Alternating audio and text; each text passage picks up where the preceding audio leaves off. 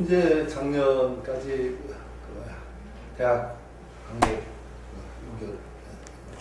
마치고 이제 수신결을 올해부터 시작하게 됐죠. 참 제가 헤매니즘이라 버릇이 헤매는 것은 어디 가지 않아서 자꾸 늦어져서 죄송합니다만 헤매는 또 헤매지 않으면 또 재미가 없어요. 이리저리 좀 헤매면서 주변 문제를 좀 더듬고 가야지 또 가는 맛이 있죠. 오늘 그 수신결 첫 강의인데 잠시 뭐 딴 얘기부터 잠깐 하고 또 시작하겠습니다. 제가 한 달에 한 번씩 거의 한 달에 한 번 정도 법보신문에 칼럼을 씁니다. 논설교이라고 저기 있어서 그제 이제 그 칼럼 첫째 칼럼을 써주는 게 마침 한 번도 우리 불자들이 한 번은 들어야 될 문제 같아서 잠시 요번에 그 조계종에서 숙녀대를 크게 열어서 정권의 그 종교 편향 문제를 규탄하는 그 숙녀대를 얘기합니다. 그걸 보고 나서 좀 생각이 많아요. 이 종교 편향에 관해서 우리가 조금은 그 마음을 써야 됩니다. 종교라는 것은 사람의 어떤 전체를 걸고 하는 것이기 때문에 이게 갈등이 일어나고 분규가 일어나면 피가 흐르는 게 종교입니다. 한국은 여러 종교가 있음에도 불구하고 그 갈등이 그래도 증폭 안 되고 넘어가는 게 아마 불교학이 많을 거예요. 불교가 많은 신도를 가지고 있으면서도 불교가 비교적 너그럽죠. 그래서 다른 종교와 다투려고 하지 않고 그래서 넘어갔는데 이제는 불교가 참을 수 없는 한계까지 좀 온 게 많아요. 자꾸 치다 보니까 이게 불교계가 이 정도 나올 정도가 되면 이제 종교 갈등 문제가 보통 심각한 게 아니다. 우리가 그 갈등 문제에 대해서는 관용성을 가져야 되는데 관용성이 엉뚱하게 발휘가 되면은 이게 버릇처럼 되어서 나중에는 돌이킬 수 없는 사태가 옵니다.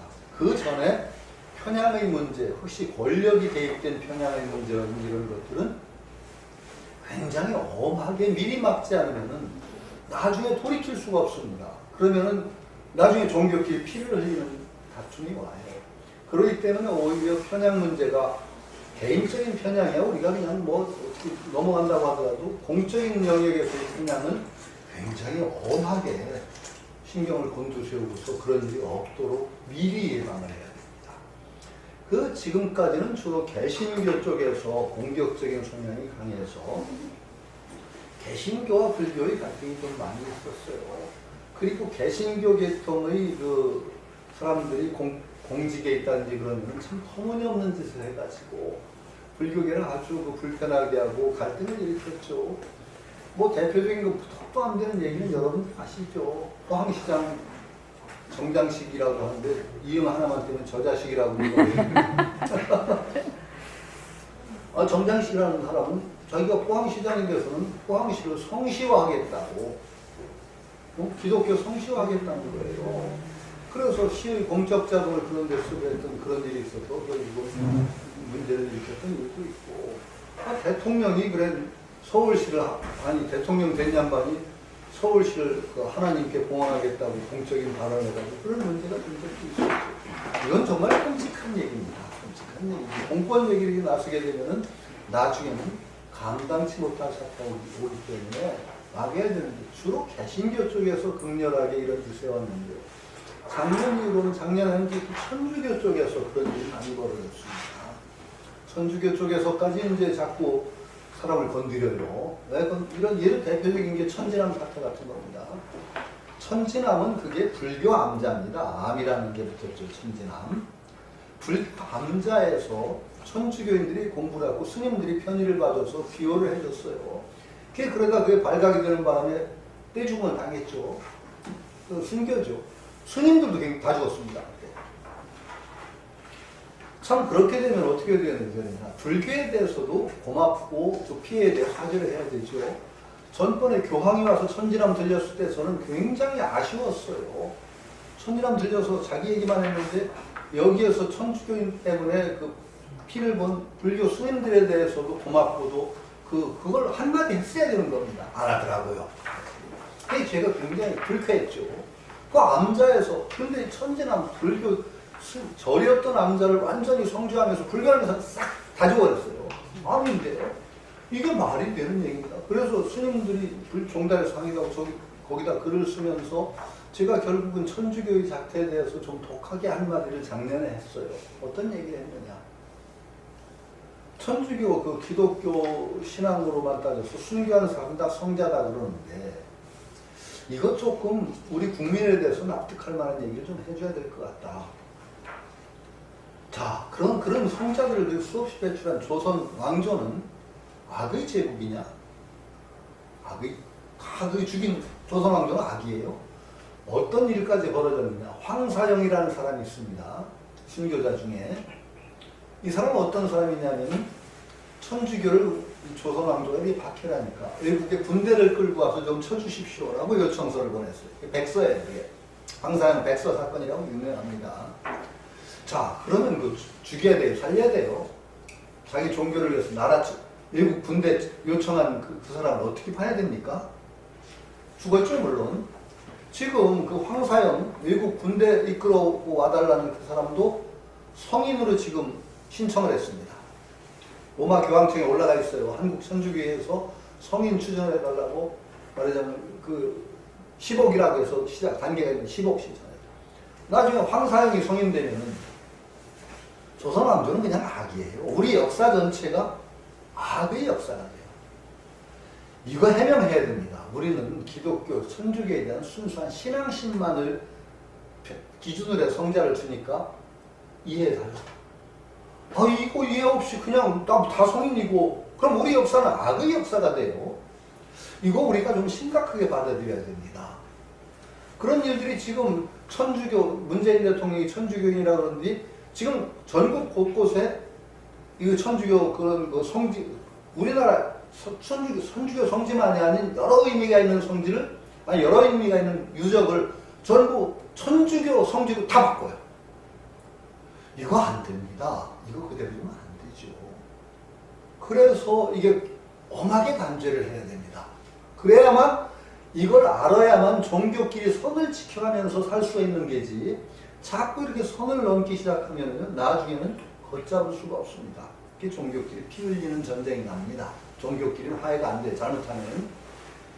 그래서 이제 불교계에서 강하게 반발을 하는 게죠. 규탄을 하고. 그래서 거기다 제가 한마디를 더 보탰습니다. 사설에는. 거기에 머무르지는 말자.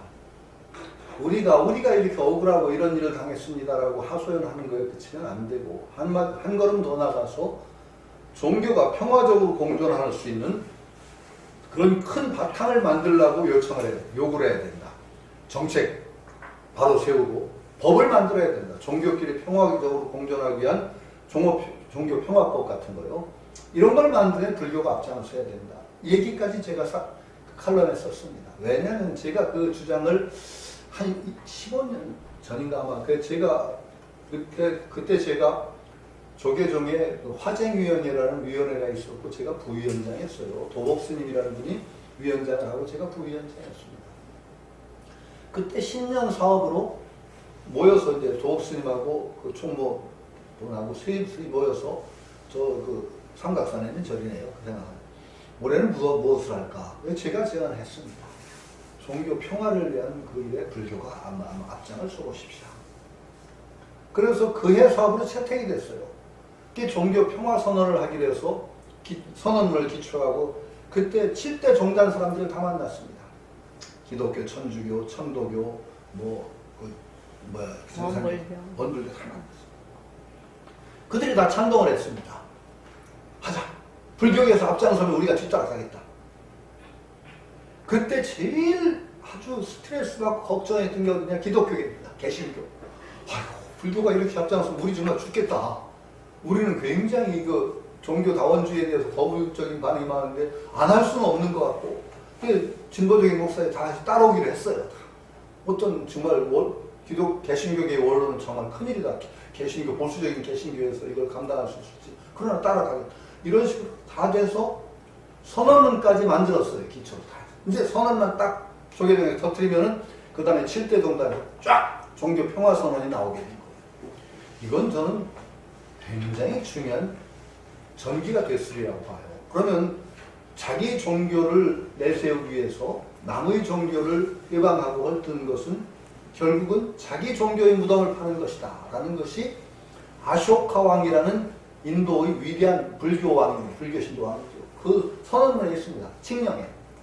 그것이 현대적으로 구현되면 얼마나 큰일이에요. 그러면 괜히 자기 종교의 신앙심을 고취시킨다고 막 내세운다고 해서 막 다른 종교 막 파괴하고 하는 게 나쁜 일이라는 걸 천하에 공개하는 겁니다.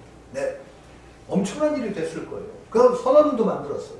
딱 조계종에서 발표만 하면 그 다음에 7대 종단이 쫙 나와요. 그런데 무산됐습니다.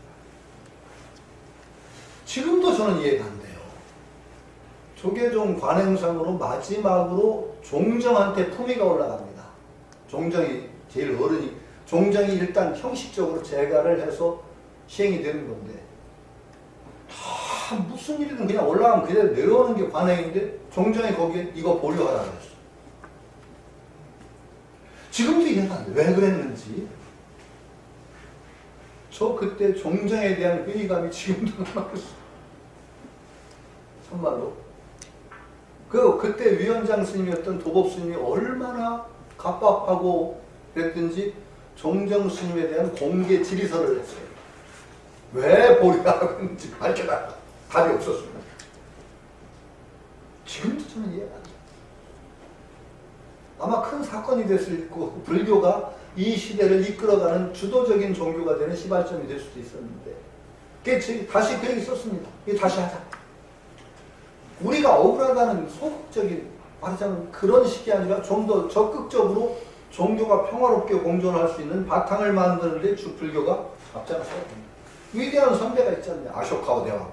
아쇼카 대왕이 불교 왕인데 인도 정복 전쟁을 계속하다가 거의 인도 정복을 앞두고 불교를 개종하고서 전쟁을 그만둔 왕이에요. 인도 역대 왕 중에 가장 위대한 왕으로 뽑힌 대왕입니다. 아쇼카 대왕이라고 하죠. 그분이 내린 칙령이 남아 있습니다. 지금도 바위에 새겨져 있어요. 락에딕트라고 하죠. 바위에 새긴 칙령. 뭐냐? 자기 종교를 드러내기 위해서 남의 종교를 헐뜯는 것은 결국 자기 종교의 무덤을 파는 짓이다. 무서운 말입니다. 다른 종교를 존중하고 다른 종교인의 말에 귀를 기울여라. 이게 불교, 도시락 불교 왕이 내린 칙령입니다.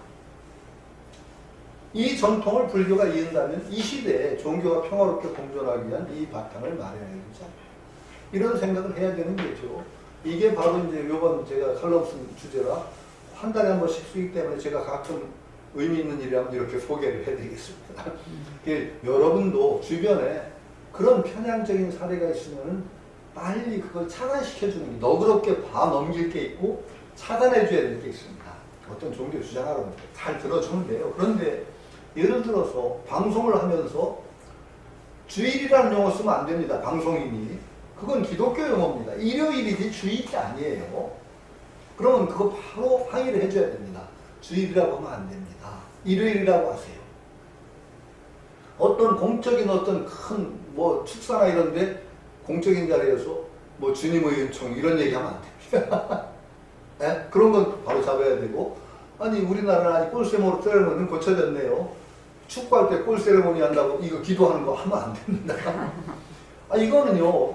그건 몰라서 그래. 피파 유럽에서는요. 그게 금지 사항입니다. 금지 사항이에요. 이거 골 세레모니를 이러고 종교적인 행위하는 건 절대 금지 사항입니다. 왜? 그들은 종교이기 때문에 종교 다툼으로 피를 엄청나게 흘렸습니다. 그렇기 때문에 경계를 하는데 우리는 그 경계가 부족하죠.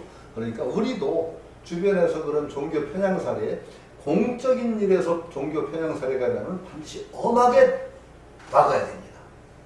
이걸 우리가 의식으로 가져줘야 된다. 그러면서 한편으로는 종교가 함께 잘 되는 기반을 만들기 위해서 함께 평화롭게 서로 경쟁할 수 있는 기반을 만들기 위한 일에 우리가 불자들이 앞장을 서야 됩니다. 이건 불교가 가장 잘할 수 있습니다. 그 불교가 잘할 수 있는 일로 이 사회를 이끌고 우리 삶을 이끌어 나가는 종교가 되자. 이게 제 평소의 소신이라서 잠시 말씀을 드립니다. 오늘부터 이제 수신결에 들어갑니다. 마음 닫는 요결이죠. 마음 닫는다. 이게 정말 어려운 얘기죠. 참 우주, 일적으로 얘기하면 우주가 무한 광대하죠. 우주 광대한 것만 마찬가지로 마음 또한 그만큼 광대합니다. 우주 탐구하는 것보다 더 광대하고 더 탐구하면 할수록 알 수 없는 것이 마음 탐구하는 일인데 그 마음 닫는 일이 또 하나의 큰 일이죠. 그게 보조스님이 이제 그 보조스님은 잘 아시지만 보조 진울 스님은 고려 이제 그 중엽 넘어서 그 무신 난 이후죠.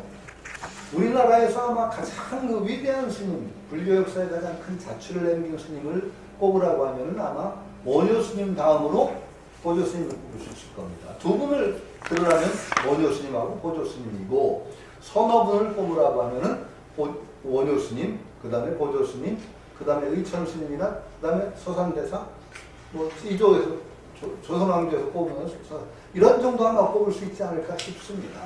그런데 한 두 사람을 꼽으라면 저는 분명하게 원효 스님과 보조 스님, 보조 진울 스님을 꼽을 수 있을 것 같습니다. 근데 보조 스님은 그 고려 불교사에서 아주 뚜렷한 자취를 남겼죠. 뭐죠? 정예결사라는 어떤 수행 결사라고 하는 것은 그 계모임입니다. 일종의 우리가 집회와 결사의 자유가 있다고 그러죠. 그 결사입니다. 집회와 결사의 자유를 가진다. 우리 민주주의 결사라는 건 어떤 단체 구성하는 겁니다. 모임 만드는 겁니다. 그러니까 정예결사, 정과 회를 딱 짜는 그런 단체, 모임을 이끌었어요. 그게 결사라는 결사운동이 고려조에서 큰 결사가 두 개가 있습니다. 하나는 정예결사, 그 다음에 백년결사라는 또 결사가 있는데 백년결사는 조금 더 대중적인 말하자면 연물과 그런 그 쪽으로 해서 약간 정예결사는 대중적입니다. 정예결사는 굉장히 엘리트적인 결사이면서도 불교의 핵심을 잡아서 이끌어내는 그런 결사인데 정과 회를 부지런히 닦자라는 그런 결사입니다. 그래서 그 결사의 정신을 보조스님이 표현한 글이 있어요. 권수 정예결사문이라는 글이 남아 있습니다. 정예결사를 하자는 것을 부지런히 정예결사하자는 것을 다 우리 권하는 글 이런 그런 글도 아주 명문입니다. 정예결사문이라는 글이 있고 그 보조스님이 남긴 몇 가지 중요한 글 중에 요 수신결 그 다음에 진심직설 같은 글들이 있습니다. 우리가 읽었던 개초심학인문 같은 글도 물론 있죠. 우리가 여기 법에서 읽었죠. 다 마쳤습니다. 개초심학인이라고 하는 것은 가출가니를 경계하는 글이라고 해서 개초심학인. 여기서 약간 뭐 하여튼 부끄러우면서 자랑스러운 얘기를 하나 해야 돼. 그걸 제가 쭉 여기서 강의를 했더니 여기서 부지런히 제 강의한 것도 여기 강의한 것 전부 유튜브로 올리지 않습니까?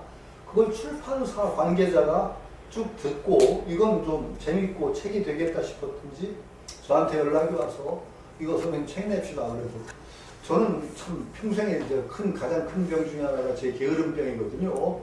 그 웃으면서 하는 제 좌우명이 내일로 미룰 수 있는 일을 오늘 하지 말자. 그래서 그게 좌우명 우스개로 하는 얘기인데 그래서 제가 늘 경계를 하죠. 미뤘던 내일이 꼭 떼져서 온단 말이죠. 하루에 아주 미쳐요 그때. 미뤘던 내일이 떼져서 올 때는 아주 바빠서 죽을 지경이 되는데 그러니까 절대 그거 좌우명 삼으시면 안 돼요. 하여튼 그 게으름병인데 제가 여기서 강의한 걸 녹취를 해가지고 책을 만들어주겠다니 얼마나 고마워요.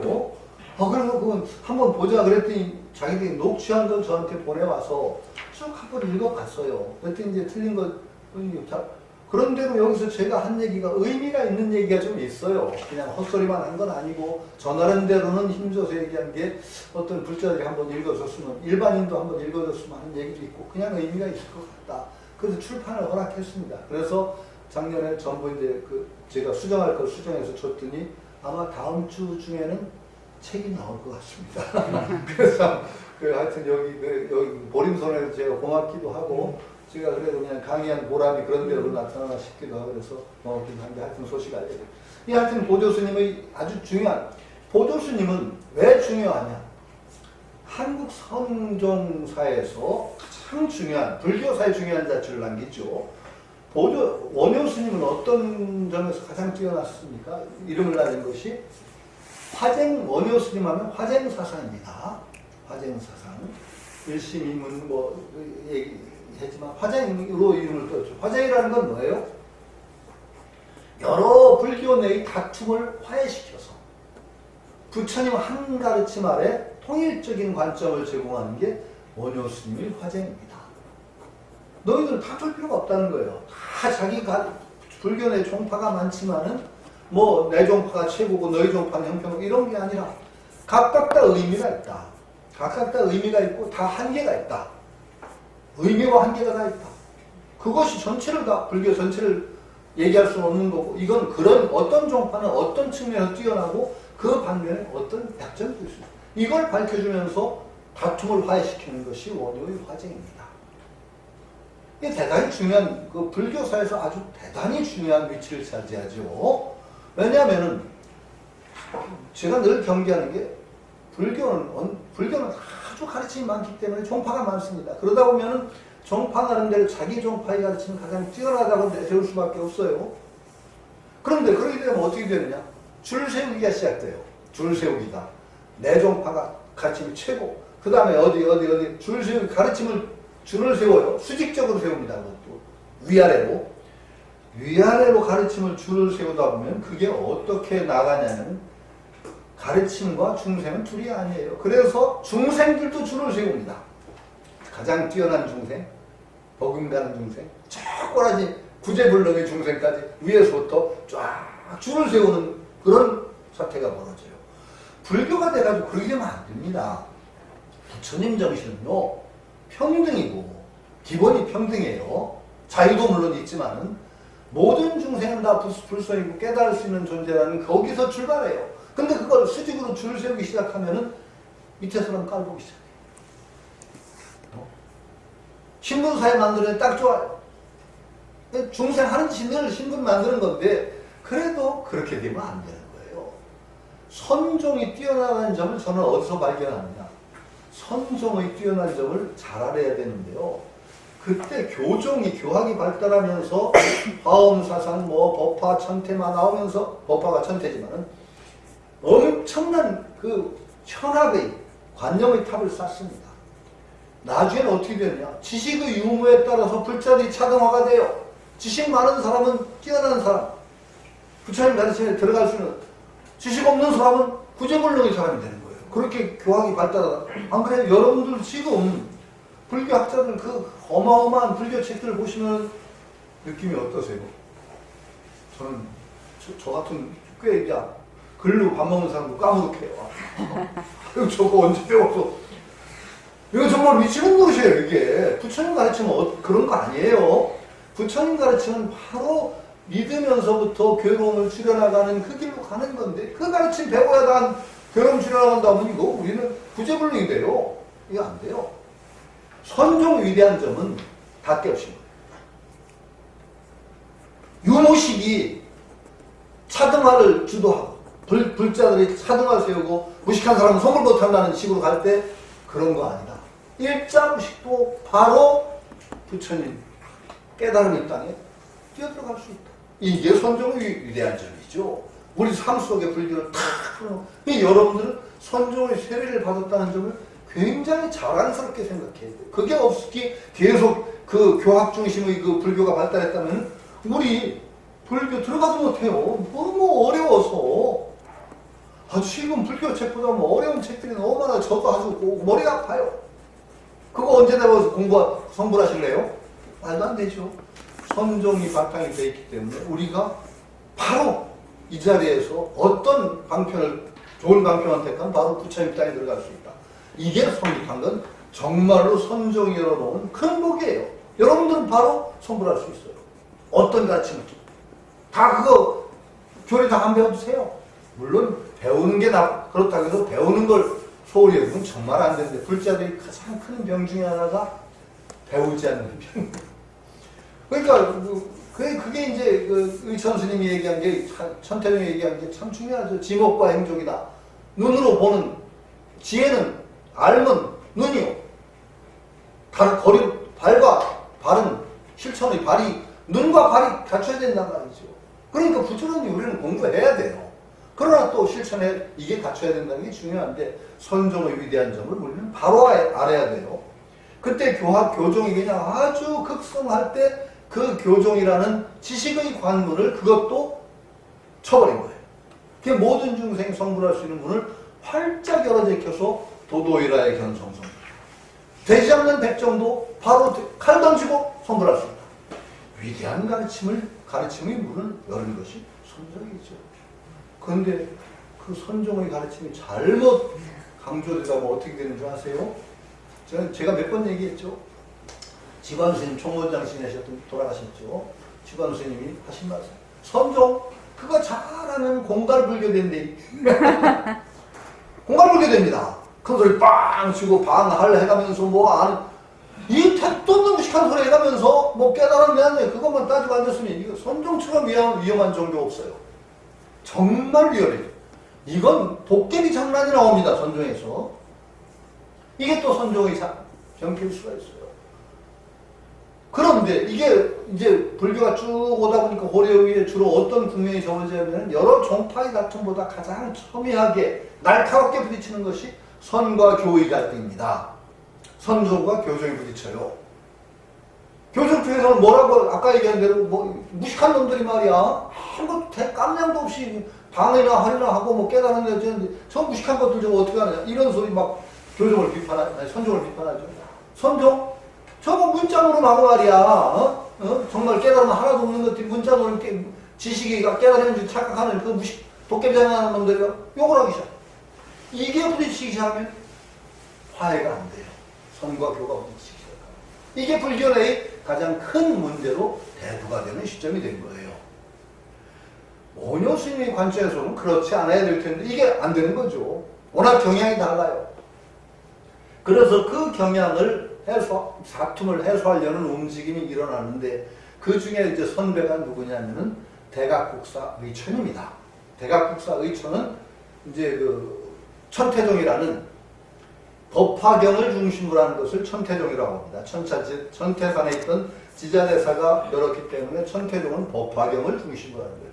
법화경은 불교 경전 중에서도 화엄과 더불어서 쌍두마차라고 할 정도로 아주 상당히 심오하고도 높은 가르침을 담은 경전이라고 할 수 있죠. 법화 화엄하면 보통 교학계에서는 가장 방대하고도 심오한 가르침을 담은 경전으로 꼽을 때는 법화와 화엄을 많이 씁니다. 물론 다른 경전도 있지만 유식 경전도 있지만 법화 천태 지자대사가 천태종을 열었죠. 그걸 중심으로 해서 교종은 천태종 사상을 중심으로 해서 선종을 끌어들이려고 합니다. 선과 교가 다툴 필요가 없다. 그래서 아까 얘기한 대로 지목과 행족을 갖춰야 됩니다. 지관. 그래서 의천 대사가 얘기한 게 교관경수예요. 교와 관을 함께 닦자. 배워야 된단 말이죠. 교를 배우고 관을 통해 관이라는 게 뭐예요? 관조, 명상이 관입니다. 일종의 교와 관을 경수하자, 함께 닦자. 그래서 관을 통해서 선종사상을 흡수하려고 합니다. 관조, 명상하고 관조하는 이게 천태종의 아주 뛰어난 관법이 많아요. 이걸 통해서 흡수하려고 했죠. 그래서 그분이 주장한 게 지목행조, 교관경수예요. 교와 관을 함께 닦자. 그래서 선종을 포섭하려고 했는데 물론 성공하지는 못했습니다. 상당히 의미가 있는 작업이었지만 그 뒤에 다시 나온 게 이제 바로 진울스님이에요. 진울스님 뭐냐? 선을 중심으로 해서 교를 포섭하려고. 선을 중심으로 해서 교를 포섭하려고 해서 그래 이제 내세운 것이 정해쌍스론이에요. 내세운 게 정해쌍스론이에요. 정과 해를 함께 닦자라는 것을 통해서 교와 선을 함께 아우르려고 하는 분이 바로 진울스님이죠. 진울스님은 상당히 큰 영향을 받은 것이 선승이면서도 교종과 공부를 게을리하지 않으셨어요. 특히 이분이 영향을 받은 건 대해종고라는 중국의 스님이 있어요. 대해종고 선사, 대해종고. 유명한 서장을 쓰셨나? 있죠. 대해종고. 그 다음에 이통현 장자라는 분이 쓴 신화엄경론이라는 게 있어요. 신화엄경론. 화엄경에 대한 풀이에요. 신화엄경론. 이런 것들을 통독을 하시고 상당히 큰 영향을 받으셨어요. 선승이면서도. 그래서 공부를 소홀히 하신 분이 아니고 오히려 그런 공부를 통해서 불교 전체를 보는 눈을 진울 스님은 가지시게 된 거예요. 그래서 이렇게 다툴 일이 아닙니다. 물론 선의 본분을 잊지 말되 교의 관점을 채택해서 정예쌍수라는 것을 통해서 교의 가르침을 흡수하고 선을 올바로 닦는 그런 길을 제시한 분이 바로 이 진울 스님이죠. 그게 정예쌍수예요. 교관경수하고 달리 정예쌍수라는 데서 정이라는 것이 주로 선 쪽을 대표합니다. 희라는 것은 뭐예요? 계정의 사막 중에서 희라는 것은 지혜거든요. 지혜. 밝게 깨우치고 바른 견해를 가지고 언제나 깨인 눈을 가지는 게 희입니다. 이게 교를 포섭할 수 있다고 보신 거죠. 그래서 진울 스님은 정예쌍수를 바탕으로 해서 성적등지, 원돈성불론도 있어요. 원돈성불. 이런 글을 내시면서 교학을 그 속에 포섭하려고 하셨어요. 그러니까 어쨌든 간에 지금 관점에서 분명히 보면 선이나 교나 다 의미가 있지만은 그 한쪽에 너무 치우치면은 정말 불교 안에 이상한 도깨비 만드는 짓이 된다는 것도 또 틀림없어요. 여러분 굉장히 행복한 세대예요.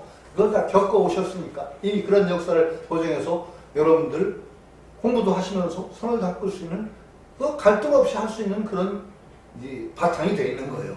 그 당시에는 그게 어려웠다는 거죠. 이건 분명하게 지금 관점에서 보면 교화선을 우리가 한쪽을 물리쳐서는 안 돼요. 지금 여러분들이 공부하시면서 어떻게 하실 거예요? 백범 선생님 가르치신 것도 굉장히 이게 다 그 속에 녹아 있어요. 이게 백범 선생님 굉장히 직견을 내주시려고 했거든요. 직견, 바른 직견을 써야 된다. 직견은요 깨달음 견성 아니에요. 직견이 있지 않으면 공부 못합니다. 정말 직견 안 쓰면요 공부 거꾸로 합니다. 거꾸로 공부해요. 알미 전부 장애가 돼요. 알미 장애가 돼요. 올바른 직견 하나가 딱 쓰면은 헷갈리지 않아요. 바르게 넘어가요. 물론 직견을 이게 깨달음으로 갖고 그걸 너무 또 고집을 하면 이게 또 병통이 되지만은 굉장히 중요한 역할을 합니다. 직견이. 바른 직견이 있어. 제가 우스갯로 얘기하면 직견 없이 공부한다는 건 어떤 식이냐. 부산에서 뭐로 가도 서울만 가면 된다고 남쪽을 향해 출발해보세요. 한 바퀴 치고 한 바퀴 돌으면 서울 올 수 있겠죠? 태평양에 빠져 죽습니다. 못 옵니다. 서울 방향 여기라는 거 분명히 알아야 되는 거예요. 이거 모르고 간다는 거 정말 엉터리로 공부해요. 불교인 가운데 그 엉터리 공부하는 사람들이 많아요.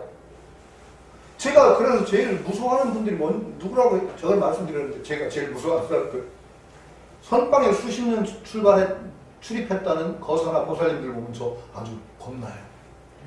왜냐하면 이분들이요 어떤 분 다 그런 건 아닌데요. 이분들 중에는 아주 불교적 아상이 그냥 똘똘똘똘 뭉쳐서 직견은 안 나고 잘못된 공부방 편에 그냥 막 쩔어가지고서 깃발이 안 들어가는 거예요. 안 들어가요. 참선을 하라면 저보다 몇 배 잘해요. 대여섯 시간 꿈쩍도 안 하고 앉아요. 그런데 얘기하는 소견 빼기를 보면요. 비 오는 날 먼지 나도록 패주고 싶어요. 그런 사람 많아요. 통통 맥혔어요. 그래서 가장 대표적인 게 딱 단적인 얘기를 해서 뭔 줄 아세요? 깨닫기 전에 아무것도 안 하겠대요. 뭐 깨닫기 전에 뭘 하겠다고 난 진짜 우리 같은 사람은 아주 우습게 봐요. 뭐 깨닫지도 못한 게 말 떠든다고 돌아다니 하면서 막 욕하면 할 수 없죠. 죄송합니다. 그런 수밖에 없는데요. 저는 뭐라고 얘기하냐. 그런 식으로 깨달음과 깨닫지 않은 걸 딱 뒤쪽으로 내놓고는 깨닫지 못합니다라고 얘기합니다. 깨달음과 깨닫지 않으면 벽을 딱 쳐서 이건 이거 딱 치면 어떻게 깨닫지 못한 사람이 어떻게 깨달아요? 그렇게 쳐놓고 어떻게 깨달아요? 왜 못 깨닫느냐? 이쪽이 깨닫지 못함이 딱 벽이 쳐있으면 여기서 머무는 수밖에 없어요. 자, 제가 중요하게 얘기했죠. 제가 우스갯소리로 전에도 얘기했는데 옛날에 구봉서 씨 코미디 저 가끔 써먹는 거.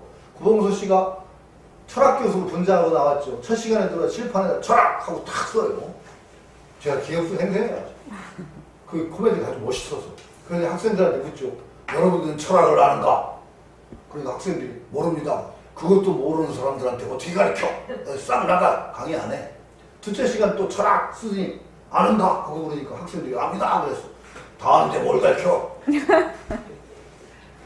셋째 시간 또 철학 스승님 아는가? 그러니까 몇 사람 안다고 몇 사람 모른다고 하니까 그럼 아는 사람이 모르는 사람 가르쳐줘. 그럼 하나 기간이 끝이에요. 얼마나 멋있는 코미디인지 그게 정말 멋있는 코미디. 그건요 굉장히 심각한 문제를 품고 있는 코미디예요. 철학에서요 모르면 못 가르친다예요. 모르면 못 가르친다. 왜? 모른다는 거는요 무에서 유가 안 나와요. 절대 철학적으로 무에서 유가 나오는 일이 없어요. 없는 데서 있는 게 나올 길이 없어요. 왜? 없는 데서 뭐가 나와? 없는 데서 있는 게 나오는 건 유일하게 신의 창조, 신이라는 존재를 상정하지 않으면 없는 데서 있는 게 못 만들어져요. 여러분 없는 게 있는 거 본 적 있어요? 여러분 세상에서? 없던 게 갑자기 완전히 없던 게 있는 거 본 분 손 들어보세요. 없습니다. 그런 거 없습니다. 언제나 있는 게 있는 걸로 변하는 거예요. 모르면 못 가르쳐요. 그래서 소크라테스가 자기가 가르치는 게 아니라 산파술이라고 했죠. 이미 아이를 산파가 만드는 게 아니야. 이미 임신하고 있어. 이것을 밖으로 끌어내는 거야. 알미라는 것은. 가능성이 이미 내재돼 있어. 안에 있어. 이것을 드러내주는 게. 우리가 깨닫지 못한 존재로 딱 고정되어 있으면 절대 못 깨달아요. 우리는 깨닫지 못한 존재이기만 한 것이 아니라 깨달음이 잠재된 존재야. 그러니까 그걸 드러내는 게 깨달음일 뿐이에요. 근데 나는 못 깨달았다고 못을 탁 치고 나면은 어떻게 깨달아요? 계속 나는 깨닫지 못한 존재라고 하루에도 수십 번씩 목을 탕탕탕탕 치면서 그렇게 소견빼기를 가지고 있으면 공부하면 절대 안 된다는 거예요. 그러니까 소견빼기가 뚫리지 않으면 공부 안 된다는 말이 맞는 거예요. 그런 소견빼기를 가지고 수십 년간 참선해보세요. 아상만 탱탱 불고 그냥 공부상만 쩔어가지고 이거 구제불능의 중생이 나온다는 말이죠. 이게 무서운 거예요. 그러니까 박 선생님이 지견 태워주려고 애를 쓰시고 자꾸 뭔가 하여튼 그 안내해주는 게 의미가 있어요. 원래 선종이 그렇지 않아요. 그렇게 그냥 상담법문 한 번 하고 그냥 끝나는 게 선종 아니에요. 저희가 없이 만나서 띄워주고 잘못된 점 공부해주고 이끌어주는 게 선종이에요. 원래가. 마음 공부하는 게 잘못하면 얼마나 위험한데요. 마음 공부라는 거는요 진짜 위험한 공부입니다. 이 속에서 헤매게 되면은요 우주에서 미아가 되는 것보다 더 무서운 얘기가 나와요. 마음속에 미아가 되면은 옛분들에게 마음 공부의 병통을 수도 없이 지적했어요. 마음 공부하다가 마음병 걸린다. 조심해라. 왜 그런데요? 이게 적절한 알미 없이 공부해 나간다는 게 그렇게 어렵다는 거예요. 그러나 정말 참 스승에서 탁탁 띄워주기만 하면 하루하루가 달라지는 게 또 마음 공부예요. 자기 존재가 달라지는 걸 느끼기. 그러니까 신이 나는 공부가 되는 게 또 마음 공부죠. 이런 것인데 그래서 이제 수심결 같은 게 필요한 게 이게 보조스님은 정액상수를 얘기해서 교화선을 아우르시면서 정말 선정해서 가장 병통이 되는 이야기들을 바로 잡아서 마음 공부 어떻게 해야 되느냐. 마음 공부 잘못하는데 중요한 걸림돌들이 있어. 요 걸림돌들을 치워주시려고 합니다. 요 걸림돌, 요건. 그래서 수심결이라는 걸 쓰셨는데, 이거 보조스님은 상당히 하여튼 한 50 가까이나 되셨으셨던 것 같아요. 옛날 50이면 꽤 많은 나이입니다. 지금 제가 70된 사람이 이렇게 떠들고 다니면 굉장히 뻔뻔한 짓이에요. 아니, 진짜 뻔뻔해. 옛날은 인생 70 고이죠, 고이. 그 예전에 우리 집에 옛날 사진 있는데 우리 할아버지 환갑잔치 한 사진이 있어요. 61살에 환갑잔치인데 동네 사람들 겨울인데 그냥 상을 이렇게 올려놓고 추위에 바들바들 떨면서 찍은 사진이 있는데 참 보면은 참 옛날에 이랬구나. 지금은요. 이건 전혀 다르죠. 옛날에 40, 50대면요 꽤 보존 스님이 이 증거가 대종고 스님의 글을 읽은 게 41살인가 그런데 그게 인용이 된 거 보면은 그 뒤에 쓰신 게 분명 상당히 뒤에 쓰신 거예요. 뒤에 나이가 꽤 있으신 글이고, 그래서 이 마음 공부하는 데의 장애, 요것을 해결해 줄 수 있는 중요한 관문들을 딱딱 짚어가면서 문답의 형식으로 되어 있어요. 구문구답. 9가지 질문에 대한 9가지 답이에요. 그래서 우리가 마음 공부하는데 어떤 것들을 조심해야 되는가? 어떤 것, 그 당시에도 문제가 되던 것들, 그것을 딱딱 물음에 대해서 답을 주는 형식으로 했기 때문에 우리도 이 공부를 하다 보면 우리가 마주칠 수 있는 마음 공부의 문제들, 이 문제들에 대한 답을 구할 수 있는 책이 바로 보조스님의 수심결이라고 할 수 있죠. 제가 참 수심결을 처음에 할까 말까 굉장히 빨막거린 것이 제가 참 주제가 넘어요. 이게 그 참 주제 넘은 짓인 줄 알면서도 제가 그런 나름대로 또 못난 인식으로 푸는 것도 또 의미가 있다 싶어서 그냥 해보자 그런 건데 하여튼 여러분과 함께 고민하면서 넘어가면 돼요. 저도 제가 수심결 들면서 좀 걱정스러웠던 건 뭐냐면 제가 개발한 용어 중에 하나가 이 한국 불교계를 좀먹는 가장 그 무서운 병 중에 하나가 마음타령병이라는 거예요. 마음타령하는 게 한국 불교의 병이다. 왜 마음타령병이 사실 지금은 또 심각한 병이에요. 왜 심각하냐? 자꾸 마음 그래. 마음. 마음 가지고 다 해결할 수 있는 것처럼 생각을 해. 근데 그 마음을 똑 떼우면 안 되는 거예요. 마음과 세상이 둘이 아니라는 관점에서 마음을 얘기해야 되는데 자꾸 세상 문제를 가만두고 세상은 복잡하고 막 시끄러운데 여기서 다 해결하려고 머릿속에서 이게 마음타령병이에요. 이 마음타령병 깨우면 또 약이 없어요.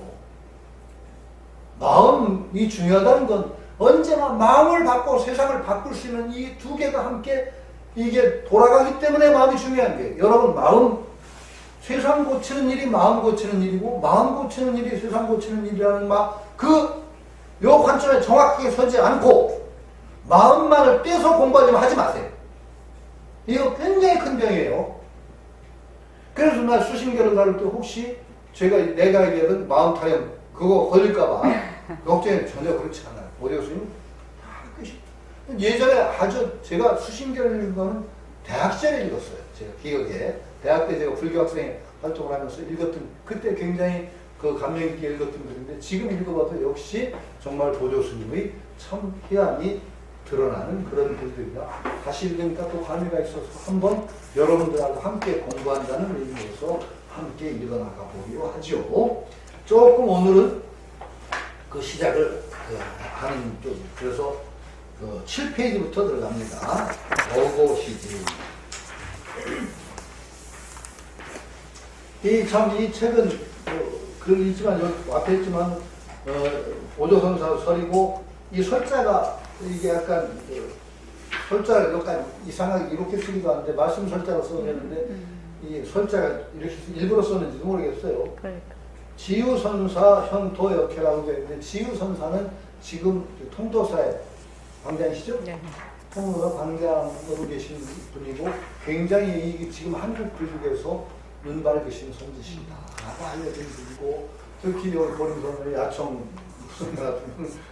정성한 분 그분밖에 없다고 칭찬한 분인데 필공 선생님이 네. 지유 스님 견성하신 분이라고 하셨다고 하더라고요. 네네. 인정하신 분이라고. 그런 스님이시고 그래서 그분께서 마침 이렇게 현토를 해주셔서 저도 좀 안심하고 그분 그 현토역회를 따라서 공부를 해보기로 했습니다. 거고시진이라는 첫 번째 챕터부터 갑니다. 제목인데 거고시진이라는 것은 아마 거고시진은 아마 보조스님이 직접 붙이신 것 같지는 않고 보조 정예교수 수심결에 보면 이런 제목은 안 붙어 있더라고요. 네.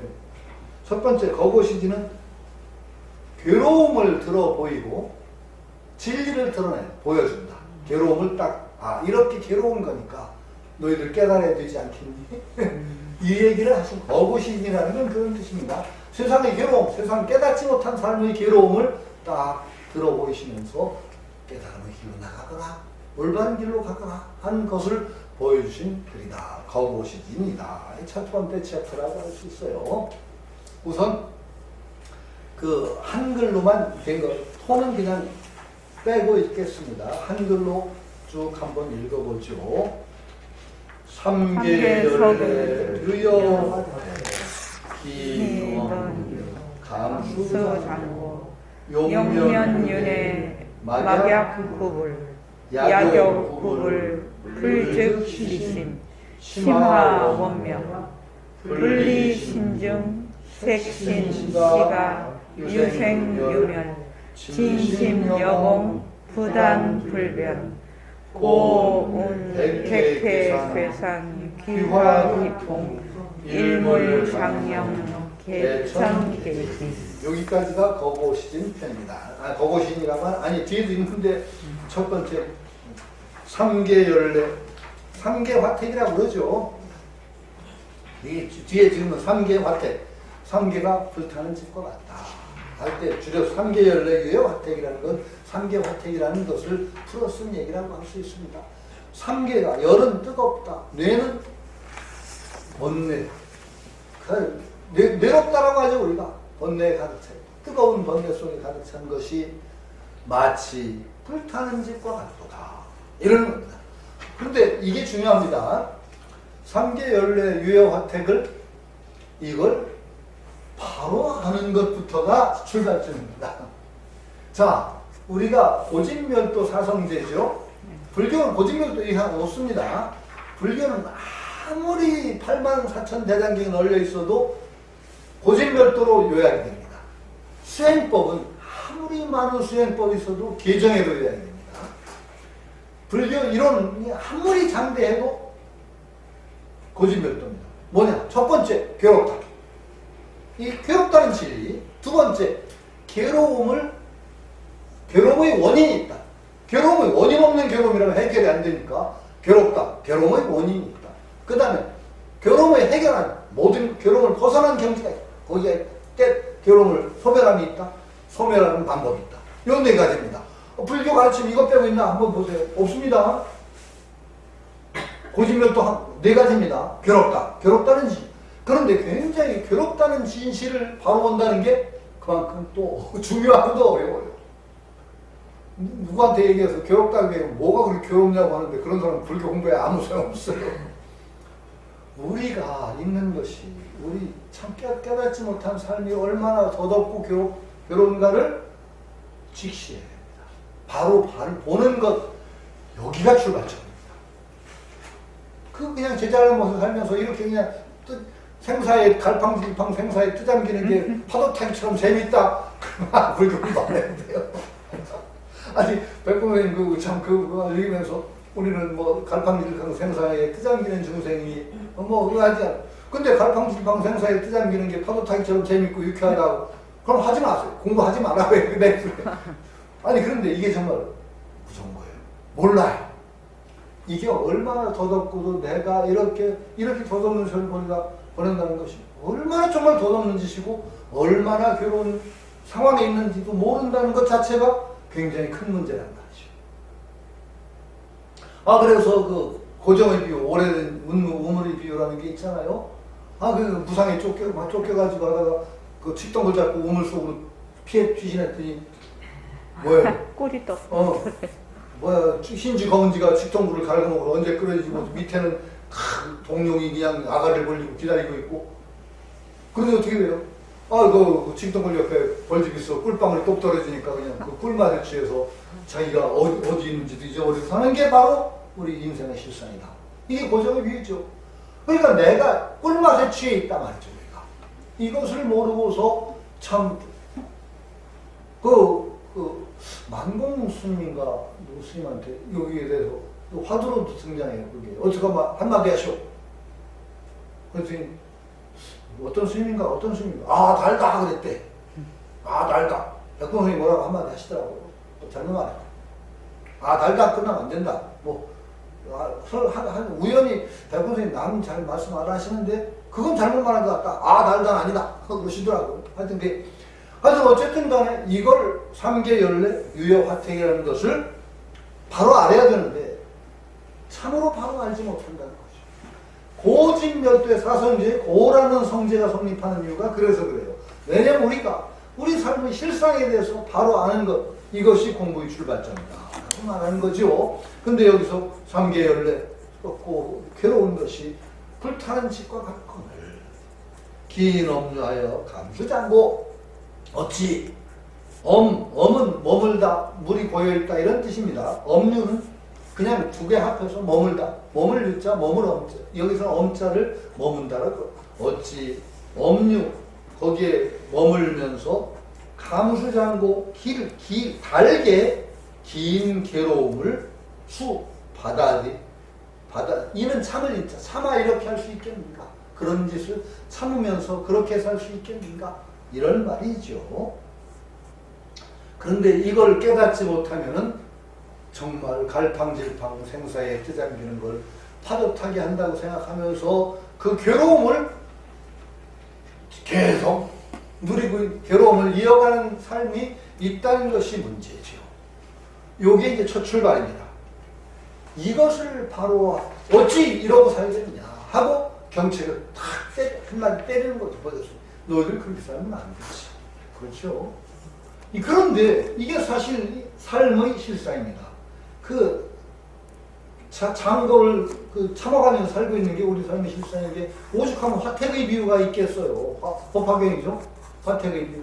장자가 오래에서 돌아보니까 그 저택이 불에 타서 막 타들어가고 있는데 온 가족들이 불타는 줄 모르고 그 속에서 오락에 빠져서 나올 줄을 몰라.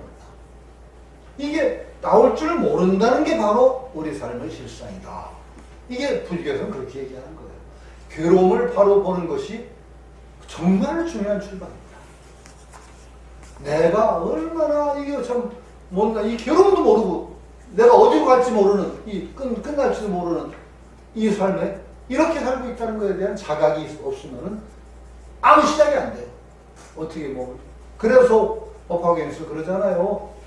아주 집안에 있는 것보다 훨씬 더 좋은 놀이기구도 있고 사슴이 타는 아주 아름다운 소리가 있으니까 나오니라. 그래서 끌어낸다. 그래서 안 나와. 중병이 들은 놈은 그래서 조금 나중에는 큰 배구고 큰 흰소수레가 끈 불승으로 끌고 가. 괴삼귀일이죠. 이게 바로 부처님이 호구자군요. 정말로 너희들 깨달아라. 너희들이 정말로 얼마나 괴로운 중에 있는가를 바로 보고 바른 공부를 시작해야 되는가 라고 그렇게 써서 얘기하는데도 그렇게 귀 막고 안 듣는 사람들이 많다는 거지. 여기도 첫 번째가 그거예요. 어떻게 그걸 참 화택 같은 속에서 괴로움을 누리고 그냥 그러고 있겠는가. 그러면 안 되느냐. 이렇게 얘기한 거죠. 그리고 반면에 괴로운 걸 바로 깨달으라고 한 것은 무슨 얘기냐. 절대 괴로워하라는 얘기 아니다. 제가 계속 경고하는 거예요. 불자들 중에 굉장히 잘못된 불자들이 괴로워해. 인생은 고야. 괴로워. 그러면서 우울증 걸린 놈처럼 괴로움 타령하는 거. 이건 불자가 아니에요. 괴로움은 어떤 것이냐면 바로 봐야 되는 것. 분명히 합니다. 괴로움이라는 것은 우리가 바로 봐야 되는 것이지 괴로움에 빠져야 되는 것은 아닙니다. 절대로 아닙니다. 왜 이 얘기를 드리느냐. 불자들을 위해 착각을 하는 일들이 있어요. 괴로움을 마음으로 느끼려. 아니에요. 괴로움은 딱 바로 봐야 돼. 그 다음부터 불교는 그 괴로움에서 벗어나는 길을 가고 있는 거예요. 이게 불교예요. 괴로움은 바로 봐야 되는 것. 그 괴로움에서 허우적거리면 안 돼요. 불자는 바로 보고 그날부터 괴로움에서 벗어나는 삶을 살아가는 거예요. 그러니까 불자들은 일반인들보다 보통 사람보다 훨씬 즐거워야 되고 괴로움이 적어야 되고 가벼워야 돼요. 이것도 명심하셔야 됩니다. 제가 수없이 강조하는 것이기 때문에 제 강의 들으시는 분들은 이건 익숙한 말이에요. 부처님의 10대 명호 열애 은공 정변지 선서세간의 조장부 불쇠전 이 10대 명호 밖에 그 당시 사람들이 부처님을 불렀던 또 하나의 명호 항상 웃으시는 이건 불자들이 본받아야 될 부처님의 중요한 모습이에요. 항상 웃으시는 분. 우리는 부처님을 본받아가는 사람들이에요. 항상 웃으려고 웃는 삶을 살아가려고 하는 사람이어야 되죠. 그리고 또 제가 여러 번 들었던 얘기, 그 당시 부처님의 교단을 방문했던 한 사람이 기술한 기록이 남아있어요. 다른 종단, 다른 종교 지도자들의 모임에 가보면 칙칙하고 어둡고 회색의 분위기고 우울하고 그런 부정적인데 부처님의 교단은 어때요? 밝고 명랑하고 자비심에 넘치고 전부 긍정적이에요. 그리고 마지막 구절. 부처님이 가르침을 따르는 비구기분. 한남대 선생님들은 날랜 사슴처럼, 영양이라고 하거든요. 날랜 사슴처럼 가볍게 생각하세요. 무서운 얘기입니다. 이거 불자들은 절대 잊지 말아야 됩니다. 불자들은 이제 가벼워야 됩니다. 아니, 뭐, 이제 헷가닥 가벼우라는 얘기가 아니라, 참 밝고, 어제보다 오늘은 더 밝고, 가벼워. 이런 존재가 되어나가야 되는 거죠. 그게 제가 그 얘기 자꾸 한 얘기 계속해서 죄송스러운데, 예전에 어떤 절에 갔다 제가 대판 썰 뻔했다고 했죠. 제가 개종하라고 그랬거든요. 가서. 엄숙한 분들이 쫙 앉아있는데, 얼마나 엄숙하고 무시무시한지 분위기가 전혀 행복해 보이지가 않아. 그래가지고 개종들 하시라고 했어. 근데 진짜 개종하라고 그랬어요, 제가. 여기 와보니까 하나도 행복해 보이는 분이 없다. 불교는 행복해지는 종교인데 왜 여기 칙칙하고 어두냐? 개종들 하시라고. 그랬더니 이분들이 성이 나가지고 그냥 막 저를 공격하라고 제가 화해하느라고 했었죠. 다 그만했는데, 개종하라고 그랬어요. 진짜 그런 모임 보면 저는 아주 멀미가 나요. 왜? 불교하는 분들은 앞으로 밝아져야 됩니다. 왜? 부처님 가르침을 접했기 때문에 어제보다 내 괴로움이 줄어요. 나날이 멋있어져요. 나날이 괴로움이 줄어요. 이렇게 점검을 하세요, 자기를. 그러면 얼마나 좋아요. 그런데 그냥 세상의 괴로움은 혼자 다 짊어진 얼굴로 우리고 있는데요. 아이고, 내가 중압감이 얘기가 안 나오더라고. 그렇게 개종하라. 아니, 불교 잘못 믿으면 그 개종하는 게 낫습니다. 아니, 제가 기독교 까지 말라고 그랬죠. 기독교는요, 모두 하느님한테 맡기기 때문에 편해져요. 불교는 사람 헷갈리게 해요. 부처가 마음속에 있다는 여철이 자꾸 그래가지고 마음속에 있는지 밖에 있는지 헷갈리게 하고, 극락도 내 마음속에 있다가 10만 8천이 저 밖에 있다가 했다가, 얼마나 사람 헷갈리게 하는데, 믿기만 하면 되는 종교 믿는 게 차라리 나서요. 그럴 때는. 개종하는 게 낫다는 거죠. 그랬다 대판 싸울 뻔했어. 거기 저를 초대했더니 막 사람이 싸움 나는 거 싶어서 조마조마해서 주먹 다니 날까고 혼났다고 하더라고요. 물론 제가 그래도 또 눈치는 재주가 있어 나중에 다 풀어주고 그러고 나왔는데 하여튼 그런 일이 있었어요. 맞습니다. 괴로움은 바로 봐야 되는 것. 그러나 괴로워해야 되는 거 아닙니다. 괴로움은 바로 봐야 됩니다. 내가 못 봤던 괴로움을 직시하고 그 다음부터 괴로움을 벗어난 길을 가는 게 불교다. 이렇게 바로 알으셔야 됩니다. 이 계속 살아간다는 게 장점이 아니에요. 괴로움의 연장이 윤회라는 것. 계속 괴로워하는 거예요. 이 삶은 보람이 없는 삶이라는 것을 바로 봐야 되고 오늘부터 바로 밝은 존재로서 괴롭지 않은 존재로 나아가는 길을 살아가는 길을 우리는 그렇지 않으면은 우리는 살아간다고 하는 게 아니라 죽어간다고 말해야 돼요. 나날이 죽어가는 거예요. 근데 부처님 가르침을 받아들여서 우리가 삶을 살아가는 순간부터 우리는 살아가는 사람. 향상. 거꾸로 떨어지는 존재가 아니라 계속 향상 일로를 걷는 그런 존재로 가는 사람이야말로 삶을 살아가는 존재가 되는 거죠. 그런 삶을 바로 불교는 시작하게 하는 거죠. 이것에 대해서 행복을 느끼셔야 됩니다. 내가 불교를 접했다는 것이 얼마나 복된 일인가를 여기서 느끼셔야 됩니다. 내가 불교를 접하지 않았다면 정말로 어디로 가는지를 모르는 거기서 그 상계 화택인지도 모르고 그 속에서 도깨비장난하라고 한 생을 보냈습니다. 이걸 바로 느끼시는 데서부터 불자가 된 행복을 느껴야 돼요. 기도했더니 부처님 기도발이 잘 먹혀서 뭐 얻었다. 여기서 행복을 느끼는 것보다 그것도 중요하지만은 정말 불교를 접함으로써 내 삶이 달라지는 여기서 복을 느끼는 불자들이 늘어나야 됩니다. 이게 바로 출발점이죠. 그러니까 윤회의 삶을 면해. 그 다음에 나옵니다. 용면윤회, 막약구불. 윤회, 괴로움을 이어나가는 윤회를 면하고자 하면은 막약구불, 부처를 구하는 것 찾는 것보다 약은 같은 약자예요. 부처 찾는 것만한 것이 없다.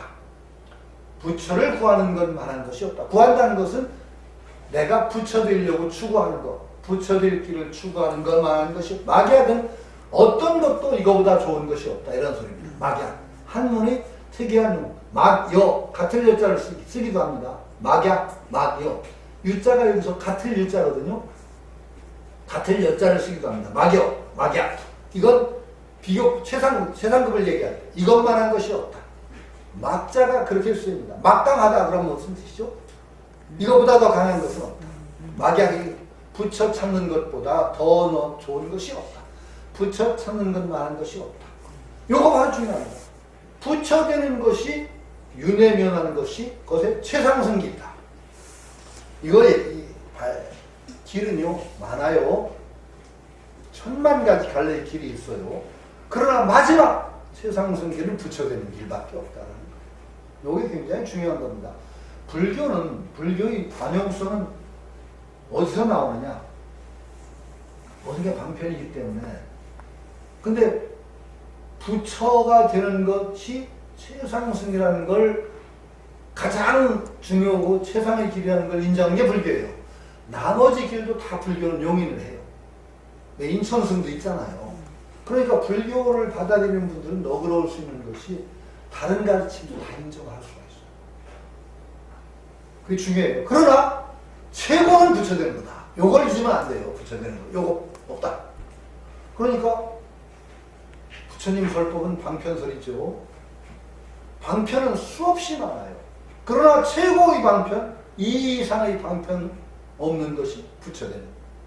마지막 방편이 아니에요. 최종 목적은 부처예요.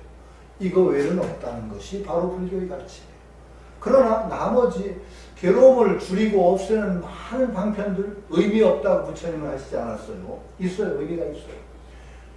기독교 의미 있어요. 저는 의미 인정해요. 다 인정할 수 있어요.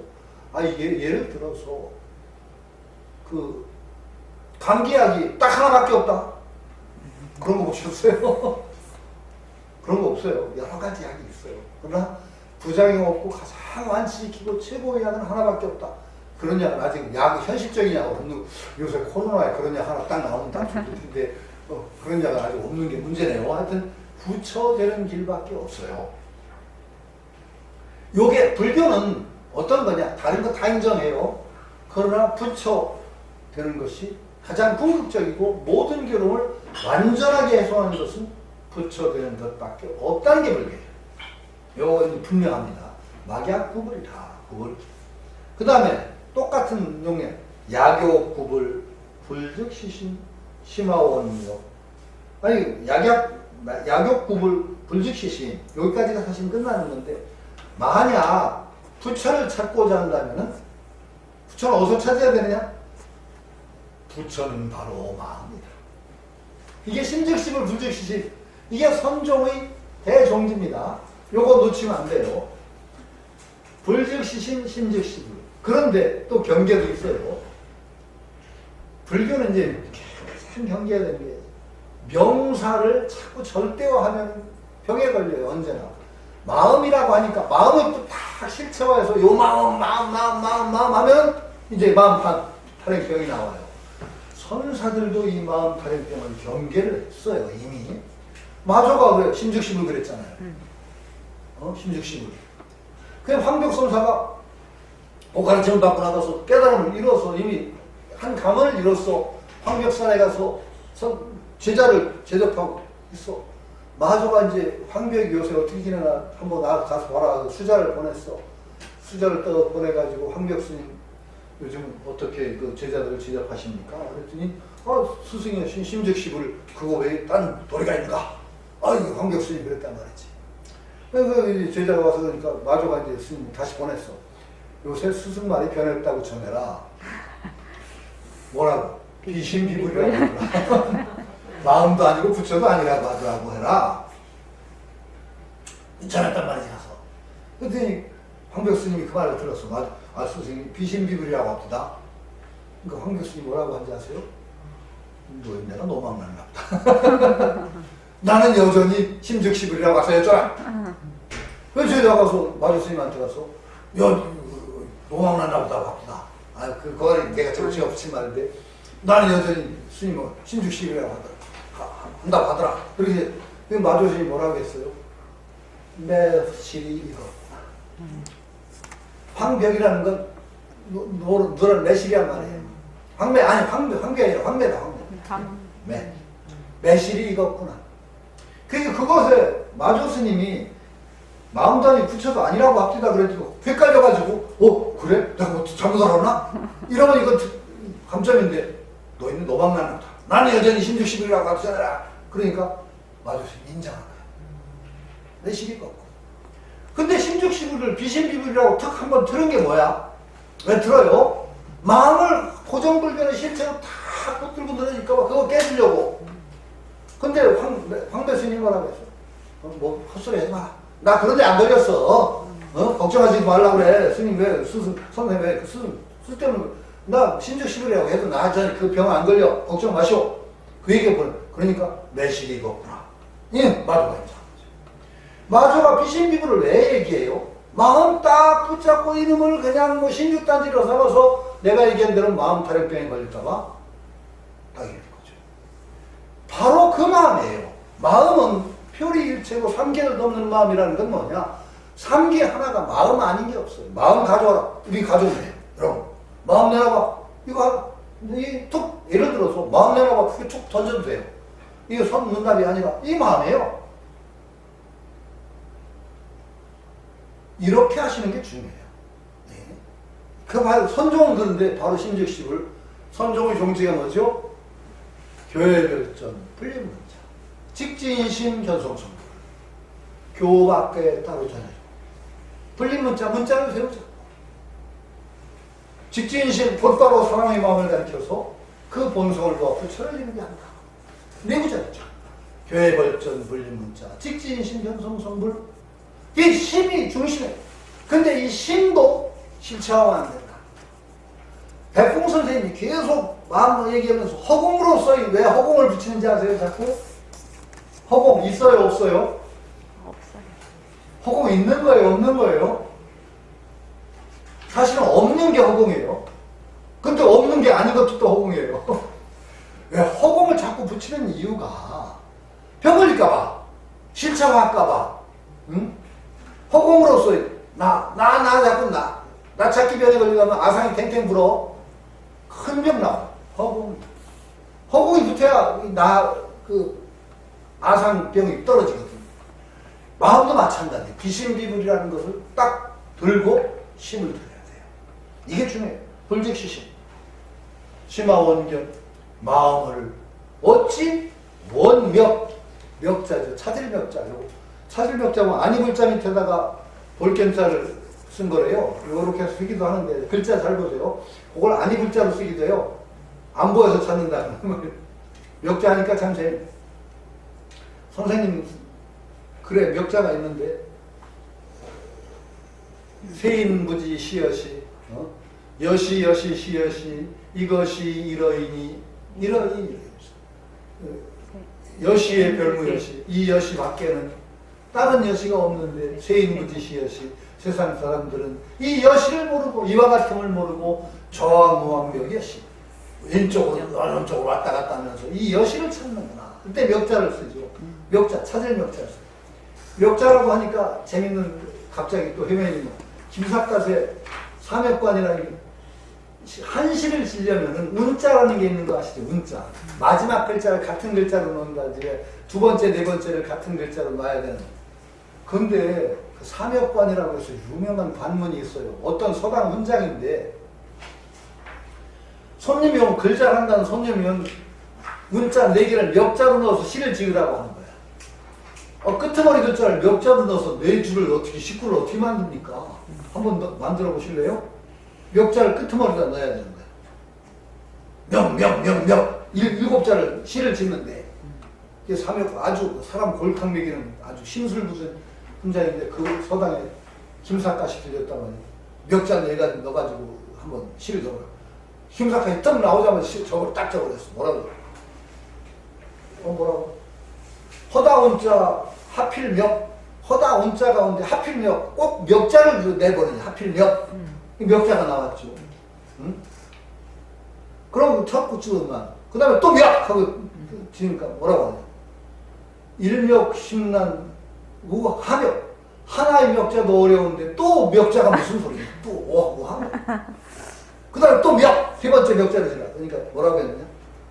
산촌 훈장 단지 산골의 훈장 시황훈장이 오로지 멱자만 알아서 단지 멱자 한자밖에 몰라가지고 또 마지막 그러니까 야반 삼경에 연호멱 야반 삼경에 연달아 멱자만 부르는 거 연호멱 그래가지고 멱자 사멱관을 통과했다는 그 유명한 김삿갓의 일화가 있어요. 뒤에 멱자 갑자기 그건 근데 잔재주.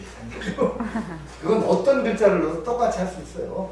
근데 멱자가 찾을 멱자가 되니까 그러니까 갑자기 심화원견 마음을 어찌 멀리서 찾을 것인가 풀리신 중 이 몸 가운데를 떠나지 않았다. 몸 가운데라는 말에 또 매달리시면 안 돼요.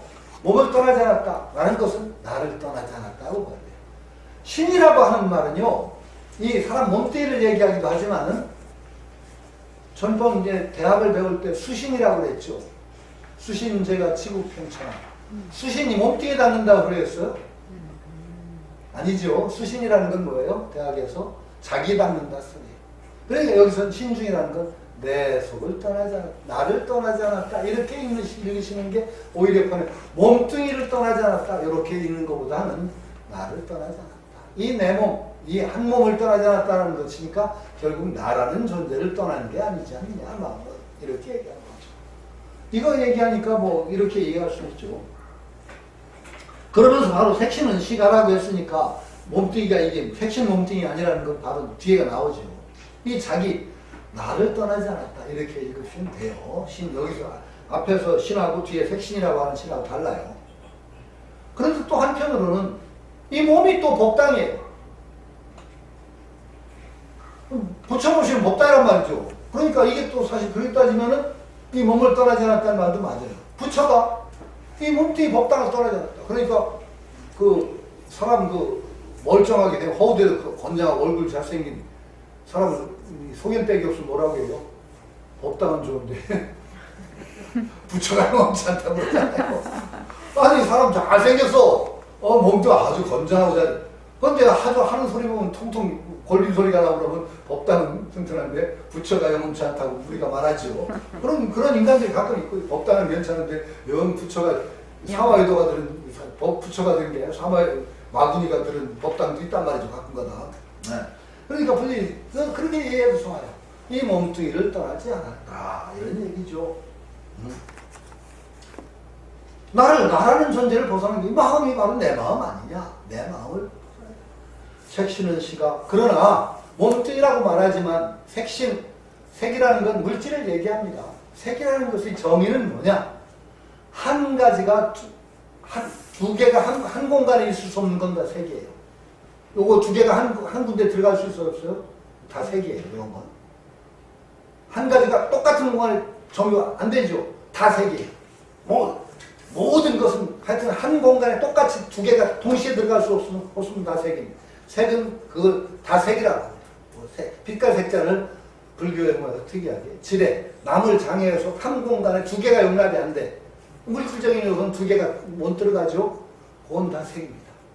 색신이라는 건 물질적인 몸이라는 것입니다. 우리말로 얘기하면 아마 물질이 제일 가까울 거예요. 색신. 선생님, 한 공간에 두 개가 들어가지 못한다.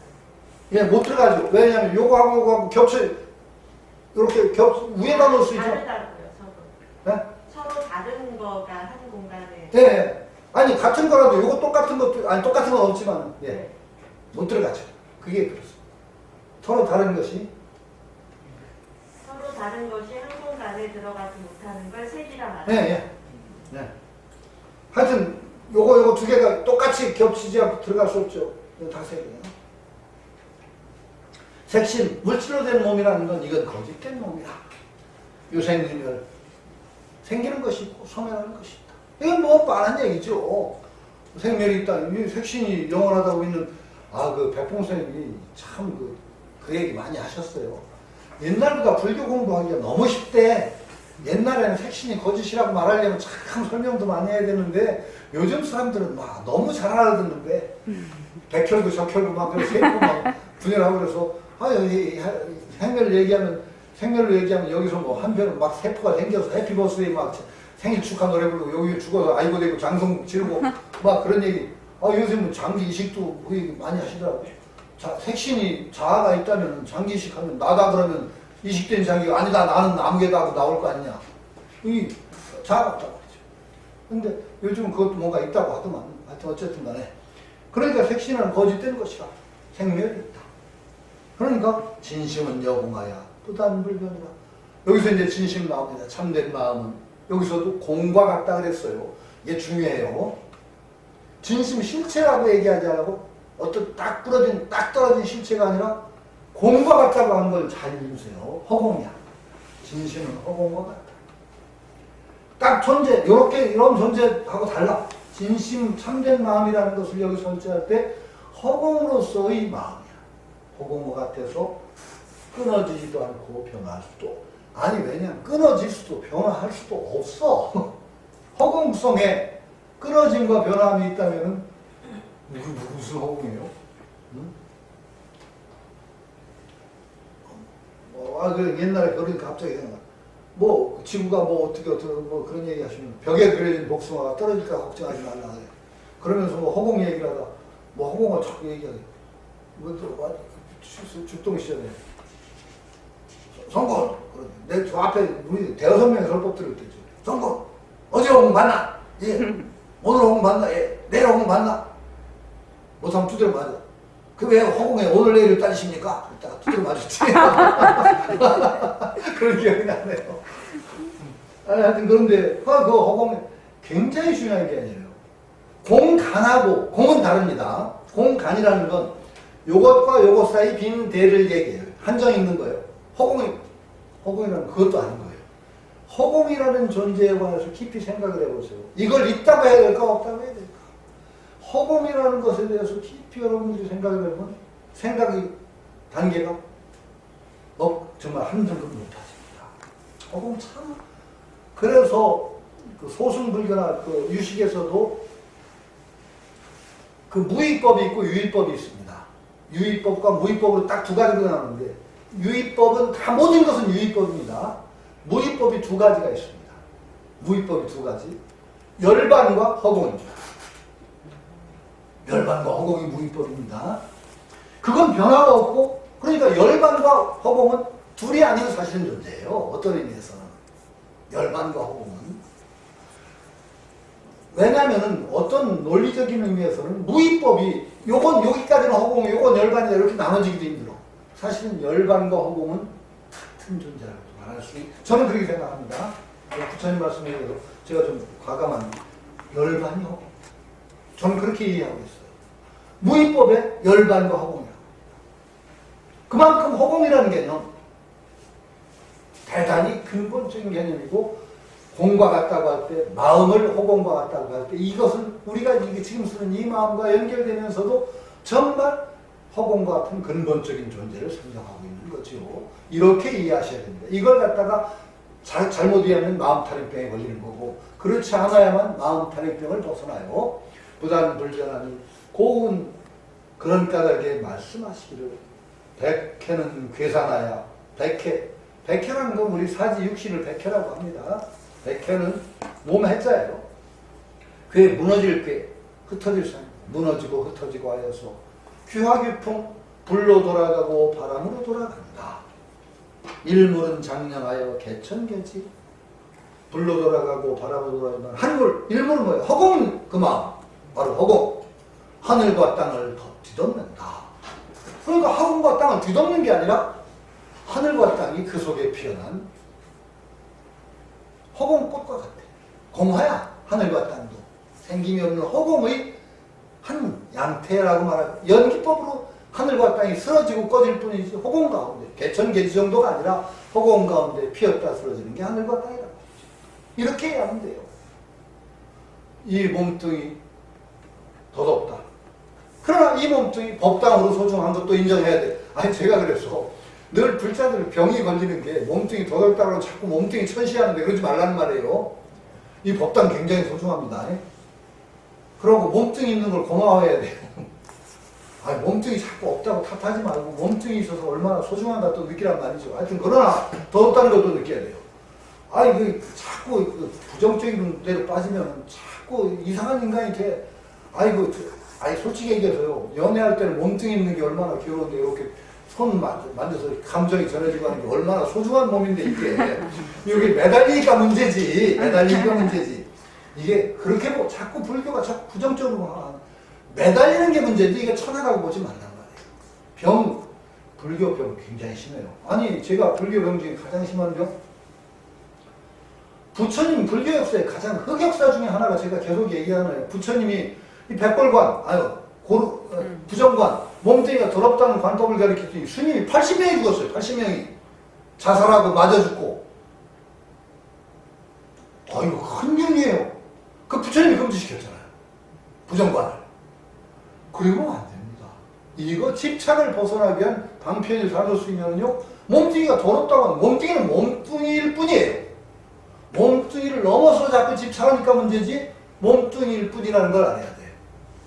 더러운 거 아니에요. 절대 더럽지 않아요. 그냥 몸뚱이는 몸뚱이에요. 그걸 소중하게 쓰느냐 더럽게 쓰느냐는 그 다음에 집착의 문제죠. 그러니까 그러나 대개 우리 병은 몸뚱이에 매달리는 병이 깊기 때문에 얘기할 뿐이라는 것이죠. 그리고 마지막으로 4대는 백혜는 괴사나의 규약일뿐이라고 하는데 여기서 제가 딴 얘기 하나 먼저 드릴게요. 지수화풍이 4대, 지수화풍 4대라고 하는 게 절대 진리다. 아니에요. 흙, 물, 불, 공기, 바람. 이게 뭐, 불경에 계속 4대라는 말. 이거 4대라는 학설은요, 계속 제가 얘기하면 부처님 불교 교리가 아니에요. 저 그리스, 히라, 그리스에서도 아나시메네스인가가 사원소설이라고 해서 지수화풍이 모든 것을 구성하는 사원소라고 했고, 인도에서도 부처님이 전에 4대라고 얘기했던 거예요, 다. 그래서 제가 우리말 이제 불경을 이렇게 번역에 좀 신경을 쓰다 보니까 무상계라는 것을 하다 보니까 너무 어려워서 무상계 뭐라고 나와요? 4대어가 뭐 그래가지고 진해결말은 뭘로 돌아가고 맞아요. 그래서 뭘로 돌아가고 뭐 그래야 되잖아요. 난기기와 동전기품. 그런데 지금 그것을 절대 진리라고 우리가 받아들일 이유가 없어요. 지금은요 4대 이론보다 훨씬 더 발달된 이론이 원소론, 원자론 뭐 하도 나왔는데 꼭 4대라는 것이 모든 것의 구성요소라는 것을 절대적인 진리로 지금까지 받아들일 이유가 없다는 거예요. 그래서 무상계를 번역하면서 진해견말은 물로 돌아가고 난기 따뜻한 기운은 불로 돌아가고 동전 움직이는 그거는 바람으로 여러분 그거 이해 잘 되세요? 집착하지 말아요. 그거는요 옛날 그 부처님 당시 인도인들이 믿음이었던 걸 그것을 절대 진리로 지금까지 가져와서 그거 해설하느라고 용쓸 필요 없어요. 저는 그렇게 봐요. 그건 용쓸 필요. 지금 훨씬 발달된 과학이론인데 왜 그 4대 이론에 매달려요? 그건 가볍게 넘어. 모든 종들을 구성원소로 돌아간다는 뜻이에요. 그거 지수화풍 4대에 맞춰서 해설하느라고 하도 용을 쓸 이유가 없어요. 그건 이유가 없단 말이죠. 저는 좋은 시대가 변하면 변한 것에서 발전된 것 과감하게 받아들이는 게 불교라고 생각하고 지수화풍 4대 동전이라는 요소가 원래 없어요. 우리 동전이 바람으로 돌아간다. 여러분 잘 이해되세요? 난기는 불이라는 요소가 따로 있어서 불로 돌아가요. 진짜? 불이라는 게 실체가 있어요? 지금 그거 힘들어요. 물이라는 게 뭐 바로 구성하면 H2O 뭐 다 나왔는데 그걸 꼭 그렇게 4대설을 절대적인 진리로 신봉하는 거 저는 반대예요. 그건 그 당시에 일반적인 믿음 부처님 그냥 그대로 인용하신 거지. 그걸 갖다 지금도 절대불변의 진리니까 4대로 모든 것은 지금 현대과학의 발전 다 미치고 4대로 해야 된다? 저는 그렇게 합니다. 저는 요거 마지막 하여튼 어쨌든 간에 여기까지 일단 하는데 일단은 첫 번째 허공으로서의 마음 이것이 육신허 그것을 바로 세워서 그것을 찾음으로써 부처를 이루는데 이 우리가 괴로운 세상에 계속 오래 머무는 거 빨리 이 헛된 짓을 하고 깨닫고 공부길로 들어서야 되는데 공부는 뭐냐? 결국은 이 진심, 허공인, 이 마음을 찾아 들어가는 이 공부라는 것을 딱 대종을 지금 세우신 것이고 그렇게 되려면 어떻게 되느냐? 이 육신, 색신에 머물러서는 안 되고 참된 존재 그것이 허공인 마음 이것을 찾는 것에 초점을 둬야 된다. 바로 이 얘기를 하는 것이죠. 시진이라는 건 바로 그거예요. 그 괴로움을 바로 보고 이 부처되는 길로 들어가야 되는데 그게 허공인 그 마음 이거 찾는 것이다. 이것을 들어보신 것이다. 바로 이 대목에서 말씀하신 겁니다. 오늘 여기까지 하는 걸로 마치도록 하겠습니다. 네, 수고하셨습니다.